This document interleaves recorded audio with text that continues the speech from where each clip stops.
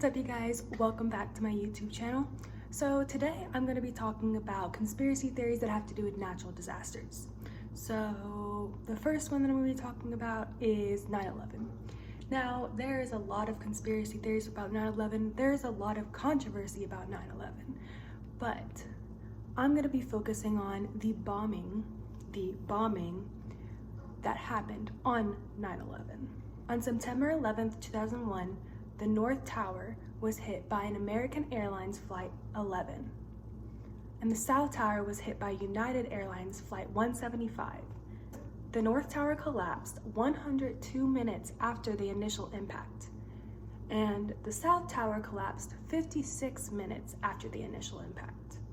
After an investigation was done, it was concluded that the plane running into the towers destroyed the whole structure.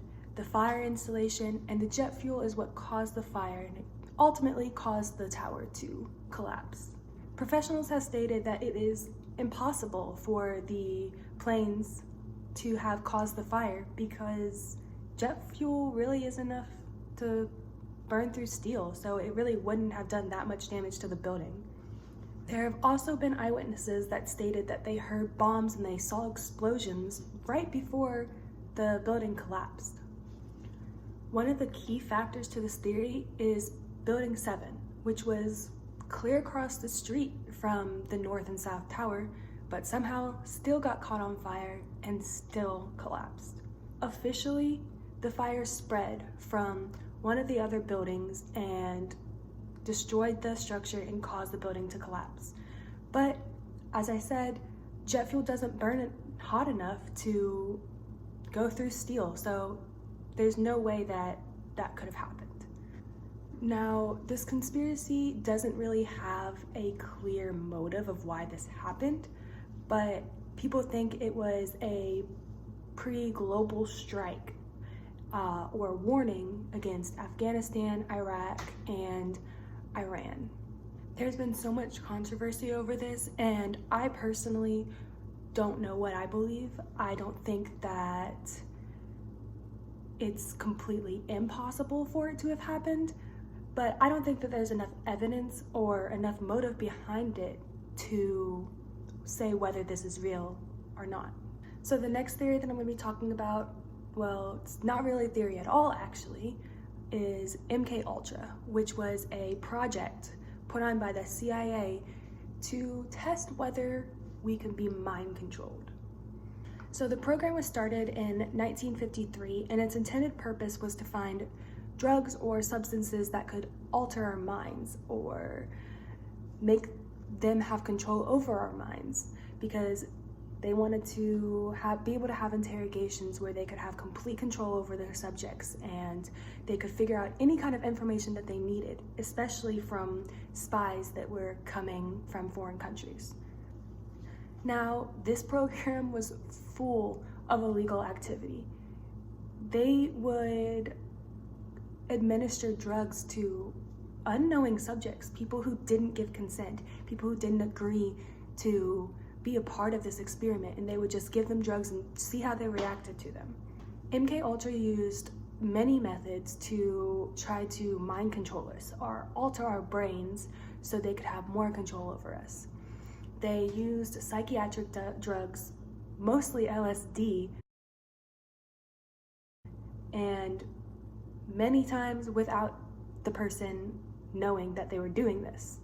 They also used other forms of torture like electroshock therapy, verbal and sexual abuse, sensory deprivation, isolation, anything that they could use to just get under the person's skin and make them do what they wanted to do, make them so uncomfortable that they just would say anything. Once MK Ultra really got going, LSD was administered to sex workers, drug addicts, prisoners, mental patients, anyone who couldn't fight back. They also administered drugs to doctors, military personnel, and just the general society, just to see how they could react, just to see how the drugs would affect them. The goal of this whole project was to find drugs that would alter someone's mind or just erase their mind completely so they could become a robot. In one experiment, people were administered LSD and interrogated over blinding lights, while doctors took notes in the background about how they were acting or how the drugs were affecting them. They told their subjects that if they weren't honest with them, if they didn't tell them all their secrets, that they would make their trip go on for longer. They would continue giving them drugs until they tell their secrets. The people under this interrogation were CIA agents, military personnel, and people who they thought were spies coming over and spying on them. And a lot of these experiments ended in death. A lot of people died from these experiments. Many of these experiments caused so many problems for the CIA. One guy in the CIA was administered LSD without him knowing, and he had such a bad trip that he held the bar at gunpoint. He was in a bar and he was administered LSD, and he held the bar at gunpoint because he was having such a bad trip. Another guy ran down Washington screaming because he saw monsters in every single car that was passing by. Nitrous oxide. I felt like I was spinning into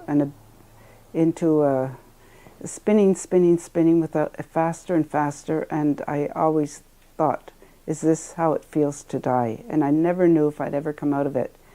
And I didn't like it.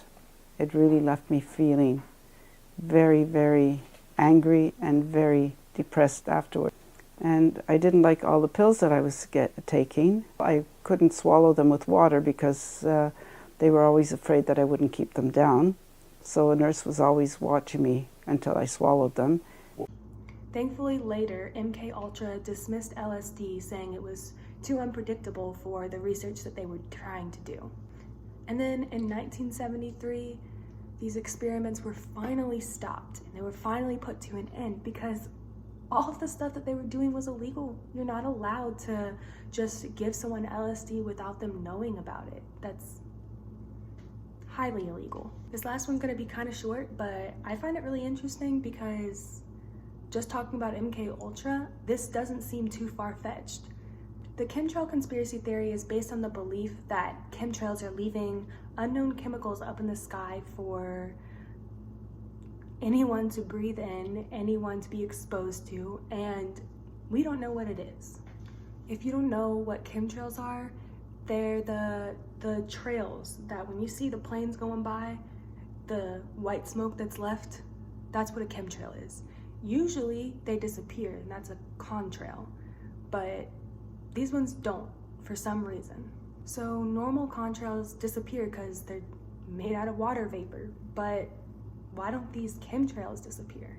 Many people have many different theories about what the chemtrails could be or what the government could try to be doing with them, like human population control, weather control, solar radiation management, biological or chemical warfare.